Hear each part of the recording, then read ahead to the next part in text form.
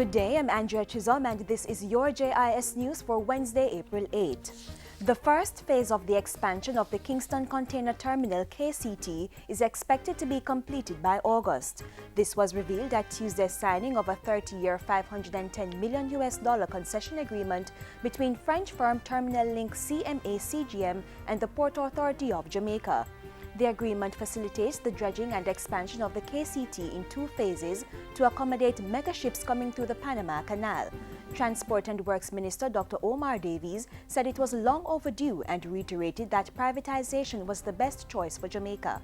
Neither now, under the IMF agreement, or in the medium term, would the government of Jamaica be able to afford the additional debt of that magnitude. Prime Minister Portia Simpson Miller, meanwhile, promised to continue to improve the business climate. Greater private sector involvement by way of investments in the expansion of major infrastructure, such as our seaports and airports, is a major plank of our economic growth strategy. That strategy is geared toward achieving greater levels of economic growth to produce more high-quality jobs and business opportunities. And the CMA CGM's executive officer Farid Salem explained why his company saw the venture as a good investment.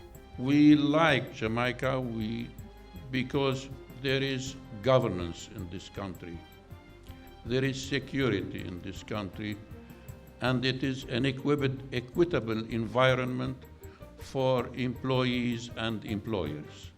The United States has indicated its strong support for Jamaica's economic reform program ahead of the scheduled arrival of U.S. President Barack Obama to Jamaica later this evening. Senior Director for Western Hemisphere Affairs in the U.S. National Security Council, Ricardo Zuniga, says President Obama will articulate that position during bilateral talks with Prime Minister Portia Simpson Miller tomorrow. We'll have an opportunity to speak with Prime Minister Portia Simpson Miller about our strong support for Jamaica's work to deal with a debt crisis, with a fiscal crisis, and its strong performance over the last 2 years in working with the IMF, the World Bank, and others to address that in support of the prosperity and security of her citizens. During his visit, the U.S. President will also participate in a CARICOM U.S. Summit at the UWI Regional Headquarters. He will also participate in a youth forum on the Mona campus and a wreath-laying ceremony at the National Heroes Park.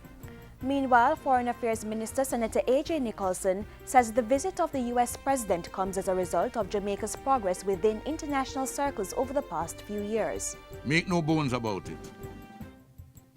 President Obama is coming to Jamaica because of one of the reasons, because of Jamaica's improvement within international circles over the past few years. There's no question about that. Senator Nicholson was addressing a recent JIS think tank. He said it was hoped that the visit would foster greater collaboration between Jamaica and the U.S. In the meantime, government is appealing for the public's understanding as motorists will experience significant traffic restrictions and diversions today into tomorrow. The road changes in sections of the corporate area are part of security measures for the visit of President Obama and the CARICOM heads. It is expected that most affected areas and corridors will be closed for some time.